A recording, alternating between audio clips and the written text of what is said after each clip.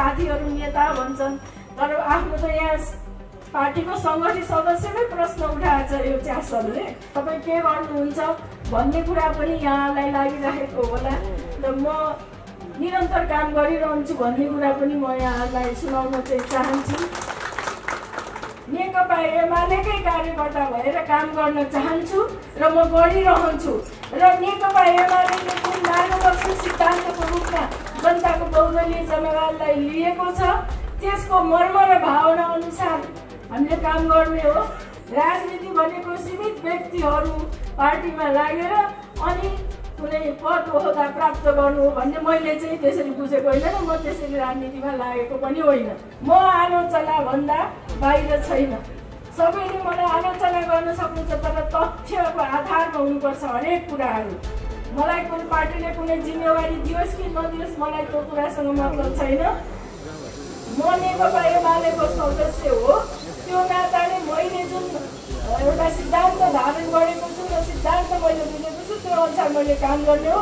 यो देशको राष्ट्रपतिले गर्नुपर्ने भूमिका एकदम मर्यादित ढङ्गले राम्रोसँग राष्ट्रको गौरव बढ्ने गरी मैले गरेको छु। पार्टीहरूमा विकृति विसङ्गति फैलिएको छ भने त्यो विकृति विसङ्गतिको विरुद्धमा पनि म लडिरहन्छु। सस्तो, छिटो र भरपर्दो फाइबर नेट र आइपिटिभी भनेकै सगरमाथा भएको देशमा जन्मेका हाम्रा सन्ततिहरू, शान्तिका अग्रदूत गौतम बुद्ध जस्तो व्यक्तित्व जन्मेको हाम्रो देशका सन्ततिहरू, त्यस्तै गरेर हामीसँग के कुराको खाँचो छ? प्राकृतिक हिसाबले भन्ने हो भने हाम्रो देशमा सबै कुरा हामीले प्राप्त गरेका छौँ। स्रोतको हिसाबले हामी भरिपूर्ण छौँ। पानीको अभाव छैन। हामीलाई चाहिँ वन जङ्गलको चाहिँ वनस्पति कुनै पनि वनस्पतिको अभाव छैन। कृषिको क्षेत्रमा जाने भने पनि सबै प्रकारका हामीलाई मानव सभ्यतालाई चाहिने, मानव जीवनलाई चाहिने हामी उत्पादन गर्न सक्छौँ। तर पनि अरबौँ होइन खरबौँको लेभलमा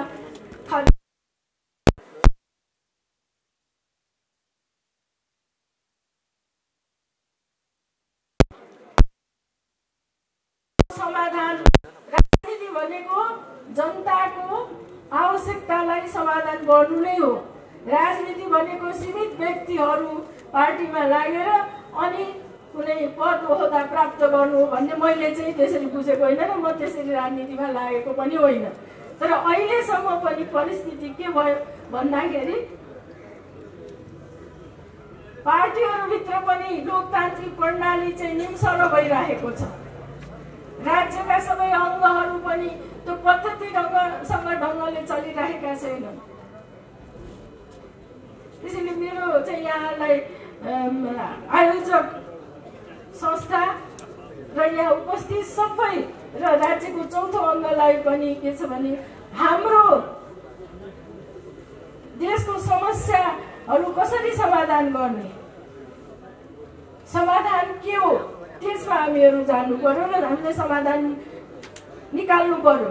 हामी धेरै यो परनिर्भरतामा जानु भएन। उपायहरूको खोजी हामी भित्रैबाट गर्नु पर्यो र ती कुराहरूको समाधान गर्न आज जुन ठुलो मात्रामा चाहिँ युवाहरूमा एउटा निराशा, जनताहरूमा एउटा निराशा मौलाउन खोजेको छ, त्यो कुरालाई समाधान गर्ने काम भनेको हामीहरूको हो। हामीहरूले गर्नुपर्छ र देशप्रति आकर्षण सिर्जना गर्नुपर्छ भन्ने मलाई लाग्छ।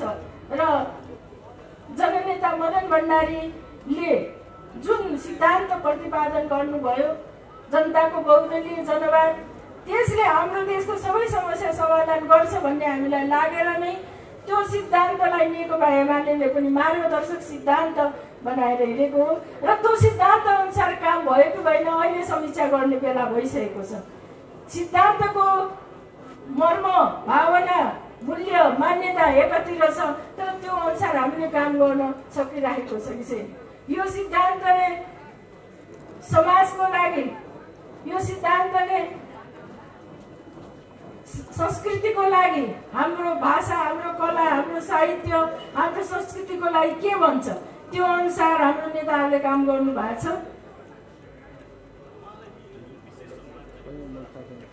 त्यस्तै गरेर राष्ट्रिय अर्थनीतिको बारेमा के भन्छ त्यो अनुसार काम भएको छ। त्यस्तै गरेर शिक्षा स्वास्थ्यको बारेमा के भन्छ त्यो अनुसार काम भएको छ। हामी आत्मनिर्भर, हरेक क्षेत्रको आत्मनिर्भरतातिर किन हामी गइरहेका छैनौँ, किन जान सकिरहेका छैनौँ, यस बारेमा गम्भीर छलफल गर्नुपर्ने हो भन्ने मलाई लागेको छ।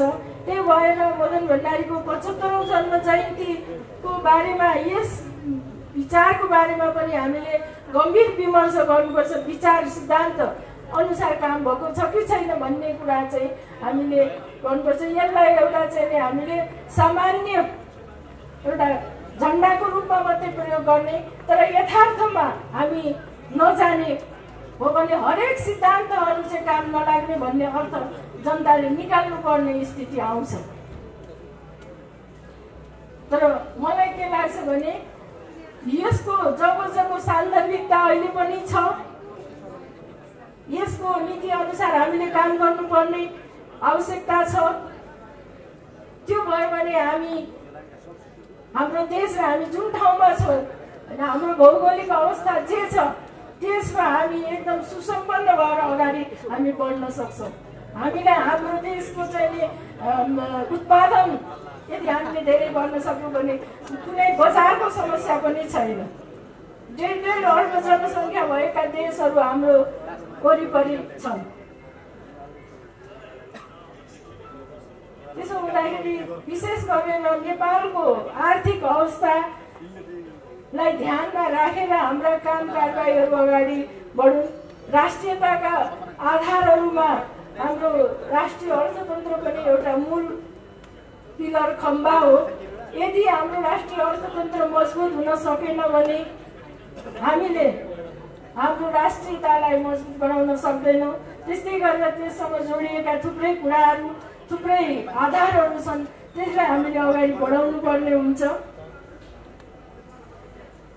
म तपाईँहरूलाई आजको यस जुन कार्यालय हामीले उद्घाटन गरेका छौँ यस विषयमा बढी केन्द्रित भएर खास गरेर आजको हाम्रो लक्ष्य नयाँ पुस्ताहरूतिर हामीले ध्यान दिनुपर्ने हुन्छ र नयाँ पुस्तालाई चाहिँ वैचारिक रूपले सुसङ्गठित गर्यो भने देशले अवश्य पनि राम्रो निकास पाउँछ भन्ने मलाई लागेको छ। अब मैले यो भनिरहँदा यहाँहरूलाई केही मनमा जिज्ञासा प्रश्नहरू पनि हुनसक्छ। अब तपाईँ के गर्नुहुन्छ भन्ने कुरा पनि यहाँलाई लागिरहेको होला र म निरन्तर काम गरिरहन्छु भन्ने कुरा पनि म यहाँहरूलाई सुनाउन चाहिँ चाहन्छु। हुन त मेरो सदस्यताको बारेमा प्रश्न उठे, साथीहरू नेता भन्छन्, तर आफ्नो त यहाँ पार्टीको सङ्गठित सदस्यमै प्रश्न उठाएको छ यो च्यासहरूले। त्यही भएर यस बारेमा म चाहिँ यहाँलाई के भन्न चाहन्छु भने मैले नेकपा एमाले अहिले भयो, त्यो माले थियो पहिले, माले कालदेखि नै सदस्य भएको। 37 सालमा मैले सदस्य लिएको रहेछु, अहिले पनि मैले भनिसकेको छु। फेरि पनि यहाँलाई चाहिँ जिज्ञासा होला भन्ने जस्तो मलाई लागेर मैले भनेको। 45 वर्ष भएछ। राष्ट्रपतिको शपथ खाने बेलामा नेकपा एमालेको सदस्य भएको चाहिँ 35 वर्ष भएको थियो। पार्टीले विशेष निर्णय गर्न तपाईँ जानै पर्छ भन्यो। त्यसपछि म राष्ट्रपतिमा निर्वाचित भएर गएँ, शपथ खाएँ र मैले यो देशको राष्ट्रपतिले गर्नुपर्ने भूमिका एकदम मर्यादित ढङ्गले राम्रोसँग राष्ट्रको गौरव बढ्ने गरी मैले गरेको छु। यो सबै इतिहासको पानाहरू खुल्ला छ। मैले सार्वजनिक रूपमा पनि भनेको छु, म आलोचना भन्दा बाहिर छैन। सबैले मलाई आलोचना गर्न सक्नुहुन्छ, तर तथ्यको आधारमा हुनुपर्छ हरेक कुराहरू। र म तपाईँहरूलाई के भन्न चाहन्छु भने म निरन्तर नेकपा एमालेकै कार्यकर्ता भएर काम गर्न चाहन्छु र म गरिरहन्छु र नेकपा एमालेले जुन मार्गदर्शक सिद्धान्तको रूपमा जनताको बहुदलीय जनादेशलाई लिएको छ त्यसको मर्म र भावना अनुसार हामीले काम गर्ने हो र त्यसको मर्म र भावना अनुसार काम भयो कि भएन समीक्षा गर्ने हो। समीक्षा गर्ने बेला भएको छ र हिजो 47 सालको यो आन्दोलन 46-47 सालको आन्दोलनपछि जसरी देशमा एउटा अस्थायी सरकार बनेको थियो र अन्तरिम सरकार, त्यो सरकारमा पनि यो पार्टीले भाग लिएको थियो। तर त्यसपछि भन्यो भने चुनावबाट भनेको 50 सालपछि निरन्तर यो पार्टी नेकपा एमालेले भाग लिइरहेको छ र सरकारमा भाग लिनु भनेको आफ्नो पार्टीको नीति र सिद्धान्त अनुसार काम गर्नु हो। त्यो अनुसारको हामीले काम गर्न सक्यो कि सकेन, जुन विविध क्षेत्रहरू छन् हामीले विभिन्न समयमा हामीले चर्चा गरिरहेका छौँ। आर्थिक क्षेत्रको कुरा, सामाजिक क्षेत्रको कुरा भयो, त्यस्तै गरेर सांस्कृतिक क्षेत्रका कुराहरू भयो। यी क्षेत्रहरूमा हामीले काम गर्न सक्यो कि सकेनौँ समीक्षा गर्ने बेला आएको छ भन्ने मलाई लाग्छ। त्यसैले गर्दाखेरि यो कार्यक्रम सञ्चालन गर्ने हाम्रा अग्रज दाजुभाइहरूले, दिदीबहिनीहरूले सिद्धान्त अनुसार समाजलाई दोहोऱ्याउनको लागि वैचारिक चिन्तन मनन गरेर अगाडि बढ्नुपर्छ भन्ने मलाई लागेको छ र म पनि त्यही अनुसारै, मलाई कुनै पार्टीले कुनै जिम्मेवारी दियोस् कि नदियोस् मलाई त्यो कुरासँग मतलब छैन। म नेकपा एमालेको सदस्य हो, त्यो नाताले मैले जुन एउटा सिद्धान्त धारण गरेको छु र सिद्धान्त मैले बुझेको छु त्यो अनुसार मैले काम गर्ने हो। मेरो तर्फबाट तपाईँहरूलाई पूर्ण रूपमा चाहिँ सहयोग रहन्छ र यदि पार्टीहरूमा विकृति विसङ्गति फैलिएको छ भने त्यो विकृति विसङ्गतिको विरुद्धमा पनि म लडिरहन्छु। म नेपाल राष्ट्रको गौरव बढाउन, नेपाल राष्ट्रको स्वाभिमान र अस्तित्वको लागि चन्द्र सूर्य रहेसम्म हाम्रो देशको चाहिँ अस्तित्व रहनुपर्छ भन्ने म मान्यता राख्ने मान्छे हो र त्यही अनुसार मेरो काम हुन्छ। म यिनै कुराहरू तपाईँहरूलाई राख्न चाहन्छु। 75औं जन्म जयन्ती कार्यक्रम विशेष गरेर देशभरि सृजनात्मक रचनात्मक कार्यक्रमहरू गरेर देशभरि नै एउटा ऊर्जाशील युवाहरूको बिचमा जाने ध्येय उद्देश्य राखेर यो कमिटी निर्माण गरेकोमा म मदन भण्डारी फाउन्डेसनलाई हार्दिक धन्यवाद दिन चाहन्छु र मलाई यो कार्यालय उद्घाटन गर्ने समारोहमा निमन्त्रणा गरेर कार्यालय उद्घाटन गर्ने जिम्मेवारी दिनुभएकोमा पनि म आयोजक मित्रहरूलाई हार्दिक धन्यवाद दिन चाहन्छु र जे उद्देश्य राखेर जननेता मदन भण्डारीको 75औं जन्म जयन्ती मूल समारोह समिति गठन भएको छ र देशभरि विचारको अभियान गर्ने सोच बनाएको छ। त्यो सफल रहोस् भन्ने शुभकामना व्यक्त गर्दछु।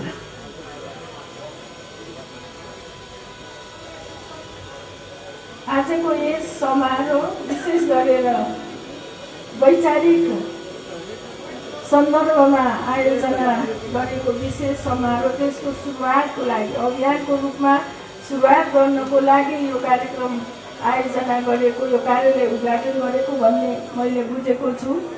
म पनि लामो समयदेखि नेपालको अग्रपङ्क्तिमा सक्रिय राजनीतिमा जीवन बिताएको एउटा व्यक्ति हो। खास गरेर हामीहरू यहाँ नयाँ पुस्ता हुनुहुन्छ र केही अग्रज पुस्ता पनि यहाँ हुनुहुन्छ। म उहाँहरूलाई के कुरा राख्न चाहन्छु भने 35-36 सालमा नेपालमा निरङ्कुश निर्दलीय व्यवस्था थियो।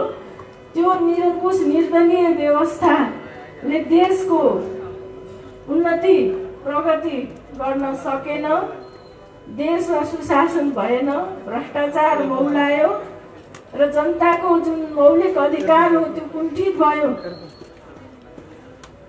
बिरामीले उपचार पाएनन्, बेरोजगारले रोजगारी पाएनन्, पढ्न चाहनेहरूले पढ्न पाएनन् र शिक्षा स्वास्थ्यको पनि एकदमै अभाव रह्यो। सीमित वर्ग र सीमित परिवारले मात्रै त्यो चाहिँ प्राप्त गर्ने पहुँचमा रह्यो भन्ने कुराले हामीलाई आकर्षित गरेर हामीले त्यतिखेर पञ्चायती व्यवस्थाको विरुद्धमा शिक्षाको लागि, स्वास्थ्यको लागि, रोजगारीको लागि सबै जनताको पहुँच हुनुपर्छ भन्ने हिसाबले हामीले त्यो व्यवस्थाको विरुद्धमा आवाज उठायौँ र पञ्चायती व्यवस्थालाई हामीले धराशायी बनायौँ। जनताको मागलाई सम्बोधन गर्ने गरी जनमत सङ्ग्रहको घोषणा गर्ने स्थितिसम्म हाम्रो त्यो 35-36 सालको विद्यार्थी आन्दोलनले गरेको हो भन्ने कुरा पनि म यहाँ नयाँ पुस्ताका भाइहरू, हाम्रा प्यारा अनुजहरूलाई म सुनाउन चाहन्छु। तर सत्तामा भएपछि आफ्नो सत्ताको सिटलाई, आफ्नो स्वार्थलाई पूरा गर्नको लागि सत्ताको दुरुपयोग हुँदो रहेछ। जनताले स्वतन्त्रता मागे, बहुदलीयता मागे, बोल्ने लेख्ने हक अधिकार मागे, शिक्षा, स्वास्थ्य, अर्थतन्त्रमा पहुँच मागे। जनमत सङ्ग्रह त घोषणा भयो, तर पञ्चायती सत्ताले दुरुपयोग गरेर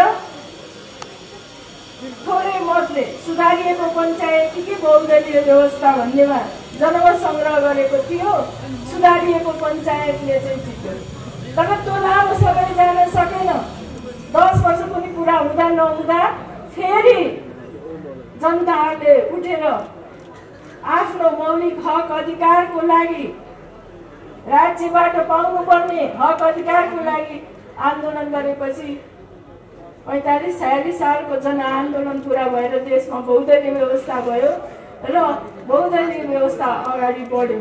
तर बहुदलीय व्यवस्थाभित्र पनि जसरी काम हुनुपर्ने जनताको मागलाई, जनताको आकाङ्क्षालाई पुरा गर्नको लागि, खास गरेर देशको राष्ट्रिय अर्थतन्त्रलाई बलियो बनाउने, राष्ट्रिय पुँजी, राष्ट्रिय अर्थतन्त्र बलियो बनाउनु पर्ने, देशमा उद्योगहरू, रोजगारीको सिर्जना गर्नुपर्ने, त्यो ठाउँहरूमा राष्ट्रिय उद्योगहरू बिस्तारै विस्थापित हुने स्थितिमा गयो। बेरोजगारी पनि मौलाइरह्यो। बेरोजगारीको कारणले गर्दाखेरि धेरै नवयुवाहरू चाहिँ रोजगारीको खोजीमा छटपटाउनु पर्ने परिस्थिति देशमा सिर्जना हुँदै गयो। तर त्यसलाई राम्रोसँग पुरा गर्ने उद्देश्य भनेको, त्यो पुरा गर्नुपर्ने जिम्मेवारी, जवाफदेही भनेको राजनीतिक दलहरूको हो। अहिले सबै कुरा नजिकबाट हेरिरहेको छु। म पनि राजनीतिक दलसँग आबद्ध भएन। हामी सुरु हुँदाखेरि यो नेकपा एमाले भन्ने जन्मिसकेको थिएन। हामी आन्दोलनमा लाग्दाखेरि म भोजपुरमा जन्मेको मान्छे, म तपाईँहरूलाई सुनाउन चाहन्छु। धनकुटामा रातो झन्डा ग्रुप भन्ने थियो, हामी त्यसको अलिअलि सम्पर्कमा थियौँ। त्यसपछि बिस्तारै त्यो विस्तार हुँदै गएपछि कोअर्डिनेसन केन्द्र भनेर जन्मियो।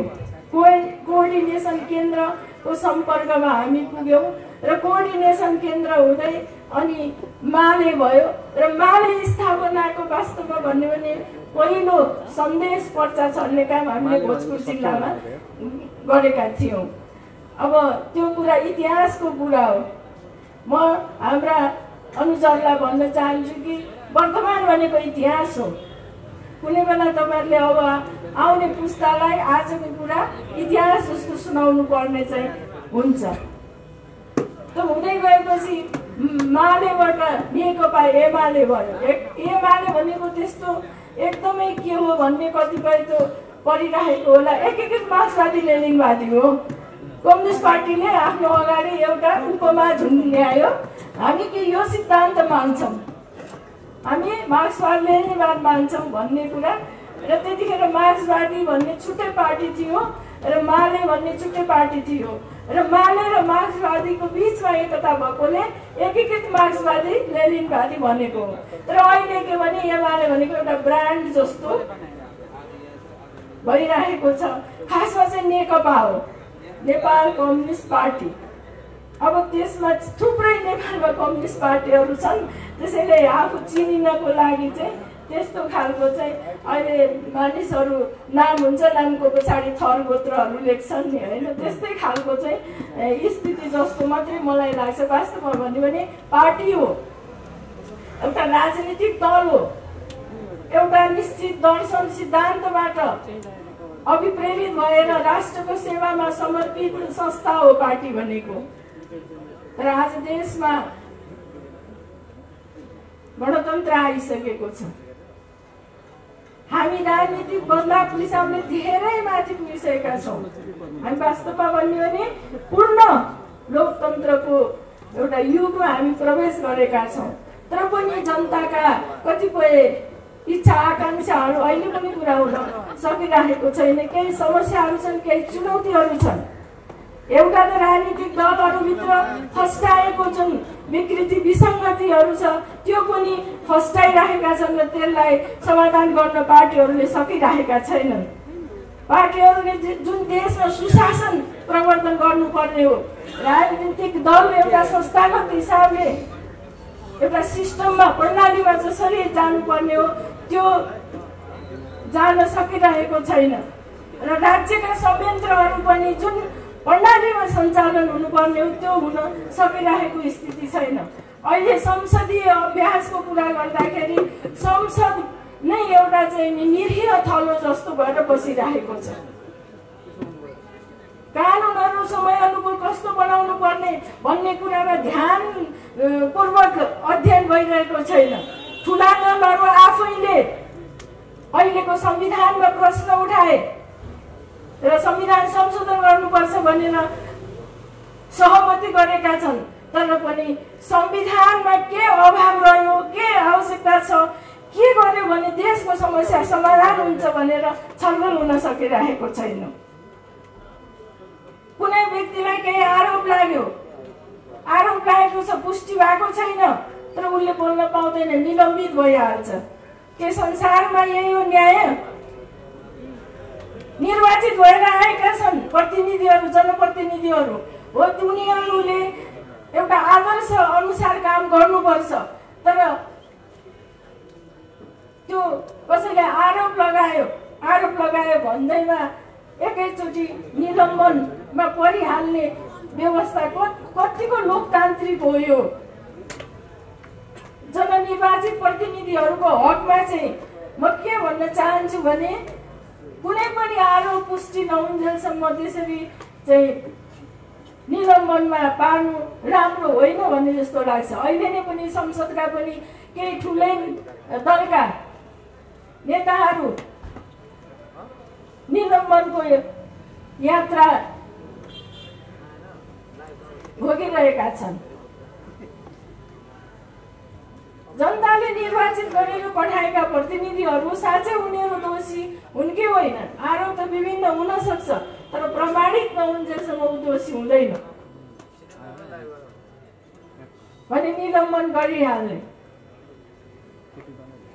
संविधानको कुरा त ठुलो, संविधानको बारेमा प्रश्न उठेको छ, तर पनि अहिलेसम्म बौद्धिक बहस भएको मैले देखेको छैन। संसदमा कानुनहरू बन्न सकिरहेको छैन। शिक्षा सम्बन्धी नेपालमा ठुलो समस्या छ। नेपालको शिक्षा प्रणालीलाई आमूल सुधार गर्नुपर्ने आवश्यकता देखिएको छ।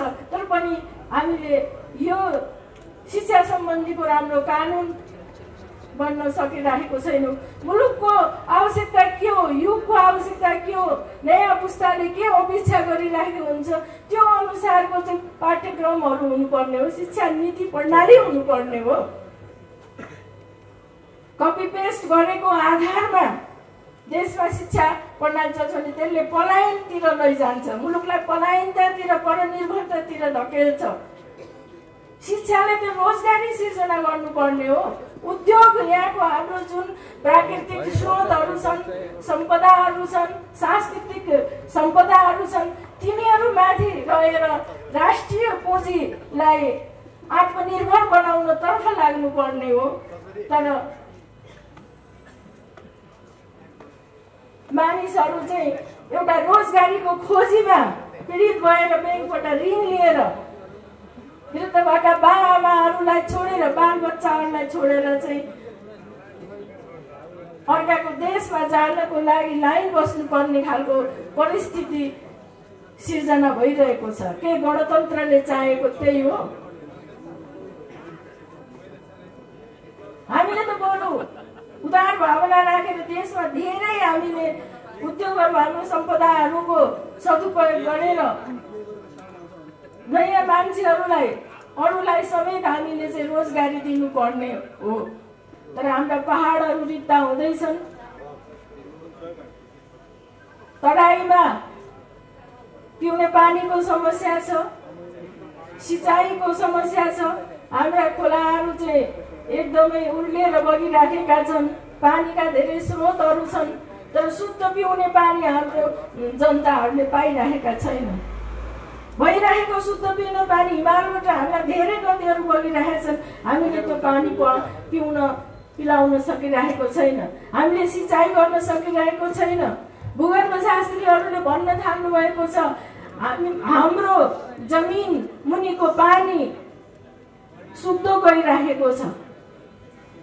हामीले त्यो जमिन मुनिको पानीलाई सन्तुलनमा राख्न सकेनौँ भने सानो पनि भूकम्प आयो, प्राकृतिक सानो पनि कुनै विपत्ति आयो भने ठेक्न सक्ने स्थिति छैन भन्ने कुराहरू आइरहेको छ। तर त्यसमा देशका प्रमुख पार्टीहरू, प्रमुख पार्टीका विचारकहरू, थिङ्क ट्याङ्कहरू के हेरेर बसिरहेका छन् भन्ने प्रश्न चाहिँ उठिरहेको छ।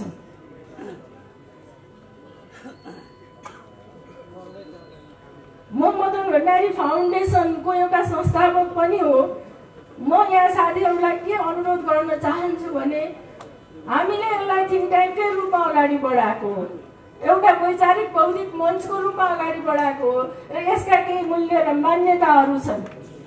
त्यो मूल्य र मान्यता अनुसार अगाडि जानुपर्छ भनेर हामीले जननेता मदन भण्डारीको पुण्य स्मृतिमा यसलाई स्थापना गरेको हो। त्यसैले गर्दा यसले यी विषयहरूमा आज पार्लियामेन्टहरू किन निरीह भएका छन्? देशमा सङ्घीय लोकतन्त्र छ, तर सङ्घीयतामा चाहिँ तपाईँले एउटा कानुन पनि त्यो सङ्घीय सरकारले बनाउन सक्ने खालको, तल प्रदेश सरकारले बनाउन सक्ने खालको अवस्था चाहिँ छैन।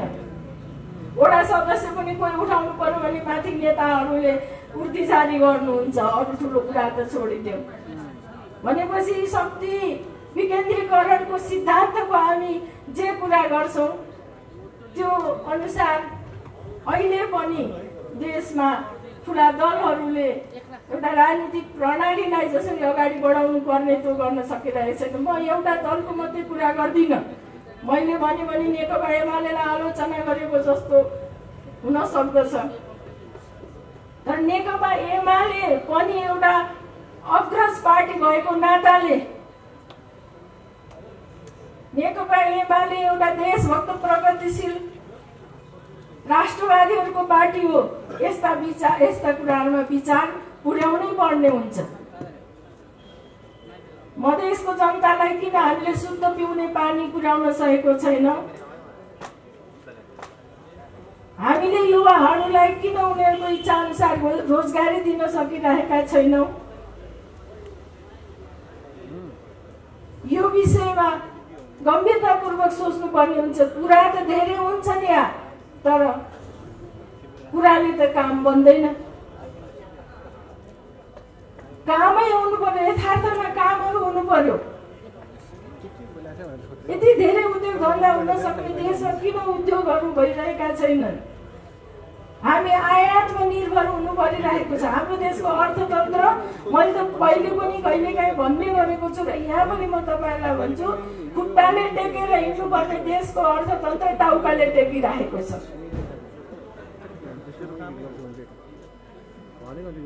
आयातमा आधारित भन्सारमा चलिरहेको छ। त्यसले व्यापार सन्तुलन भइरहेको छैन र व्यापार घाटा भइरहेको छ। वैदेशिक ऋण बढिरहेको छ। दलाल पुँजी फस्टाइरहेको छ, राष्ट्रिय पुँजी फस्टाउन सकिरहेको छैन। यो दिगो विकासको लागि अत्यन्तै दुःखदायी परिस्थिति हो। त्यसैले गर्दाखेरि यस्तो वैचारिक मञ्चहरूले देशको संविधानको बारेमा प्रश्न उठ्यो भने छलफल गर्नु आवश्यक हुन्छ। म यहाँका अग्रजहरूलाई भन्न चाहन्छु, तपाईहरू नेपालको संविधान र जबरजको बारेमा छलफल गर्नुहोस्। त्यस्तै गरेर तपाईहरूले हाम्रा नवपुस्ताहरू, तिनीहरू 20 वर्ष मुनिका छन्, 30 वर्ष मुनिका छन्, नेपाल राष्ट्रप्रति उनीहरूको आकर्षण कसरी बढाउने, उहाँको सोच के छ, त्यसको बारेमा पनि हाम्रो कि नवपुस्ताहरू के चाहन्छन्।